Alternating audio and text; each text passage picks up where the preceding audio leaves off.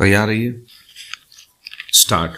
Supreme court ने दिल्ली के coaching संस्थानों को लेकर जो बात कही है वह कमोबेश देश के सभी हिस्सों में संचालित कोचिंग संस्थाओं पर भी लागू होती है।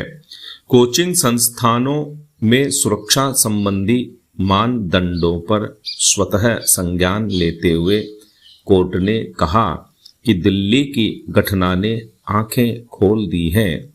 साथ ही यह भी कहा कि कोचिंग संस्थान डेथ चैम्बर बन गए हैं और देश के विभिन्न हिस्सों से आए उम्मीदवारों के जीवन से खिलवाड़ कर रहे हैं। सुरक्षा मानदंडों की पालना को लेकर सवाल करते हुए सुप्रीम कोर्ट ने केंद्र, दिल्ली सरकार और दिल्ली नगर निगम को भी नोटिस दिए हैं। दिल्ली के एक कोचिंग संस्थान के बेसमेंट में पानी भरने से 3 छात्रों की मौत के बाद कोचिंग संस्थानों में सुरक्षा मानदंडों की अनदेखी की तरफ जिम्मेदारों का ध्यान गया है। निरीक्षण व नोटिस देने के काम भी खूब हो रहे हैं। सुप्रीम कोर्ट ने तो यहाँ तक कह दिया है कि ऐसे किसी भी संस्थान में जब तक सुरक्षा मानदंड पूरे नहीं हो वहां ऑनलाइन कोचिंग की व्यवस्था की जानी चाहिए। दरअसल जब कहीं भी ऐसा हादसा होता है तो हमारे यहाँ लकीर पीटने का काम ज्यादा होता है। दिल्ली ही क्यों, देश के अलग अलग हिस्सों में चल रहे कोचिंग संस्थान भी तमाम मानदंड पूरे कर संचालित हो रहे हों, ऐसा लगता नहीं। यह इसलिए क्योंकि कभी किसी कोचिंग संस्थान में आग लगने, कहीं बाढ़ का पानी घुसने या फिर कहीं लिफ्ट में बच्चों के फंसने की खबरें आए दिन आती रहती हैं। अधिकांश कोचिंग संस्थान बहुमंजिला इमारतों में और तहखानों तक में संचालित होते नजर आते हैं। हैरत की बात यह है कि पानी की निकासी या फिर अग्निशमन व्यवस्था के बारे में जांच की खानापूर्ति ज्यादा होती है। आवासीय इलाकों में संचालित कोचिंग संस्थानों के चलते अक्सर आवागमन भी बाधित होता है। दिल्ली के मामले में तो यह तथ्य भी सामने आया है कि संस्थानों को अनुमति देने के नियम कायदे भी अलग अलग सरकारी संस्थानों में अलग अलग हैं।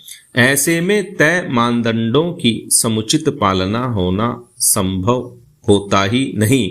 हाँ, नियम कायदों की फाइलों पर जमी धूल झाड़ने का काम तभी होता है जब कोई हादसा हो जाता है। पैरा।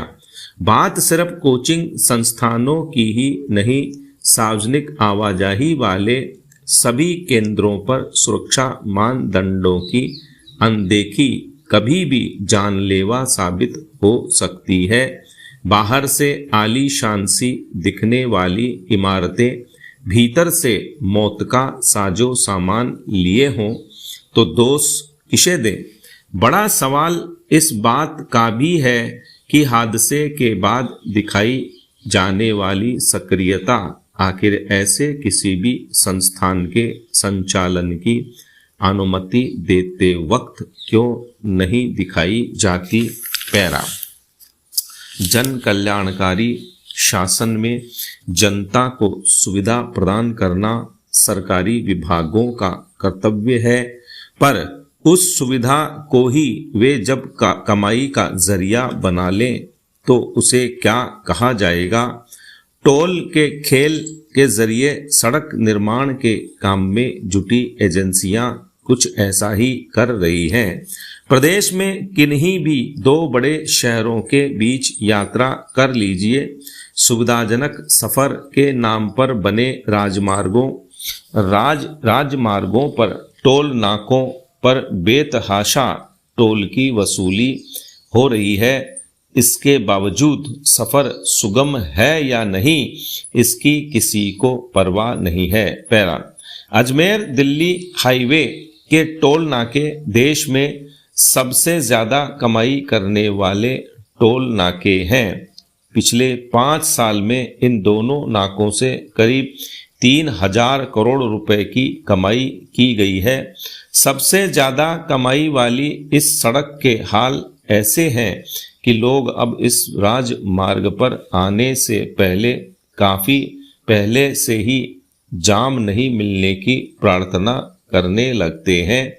अजमेर से जयपुर के बीच का सफर जाम के चलते कई घंटों में पूरा होता है।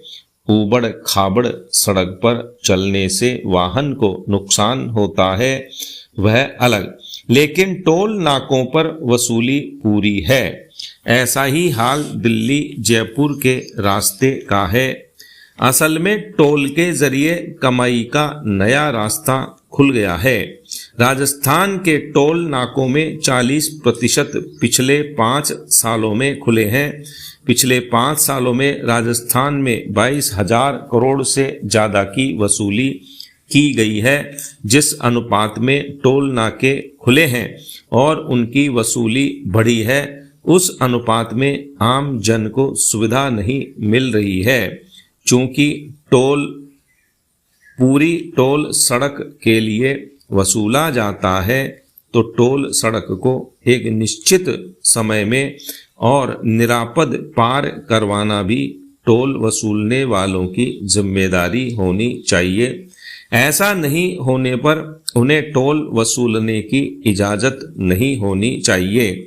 खराब सड़क के कारण वाहनों के नुकसान और यात्रियों के समय की बर्बादी को लेकर भी जिम्मेदारी तय की जानी चाहिए।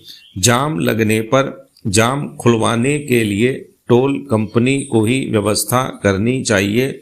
यदि पूरी टोल सड़क से एक निश्चित समय में वाहन को पार नहीं करवा रहे हैं, तो इसके लिए जिम्मेदारी भी तय होनी चाहिए। नई सड़कों के साथ ही पुरानी सड़कों की सुध लेना जरूरी है। जब तक सुगम सफर का वादा पूरा नहीं हो, तब तक उस सड़क पर टोल वसूली तो रोकी ही जानी चाहिए। स्टॉप।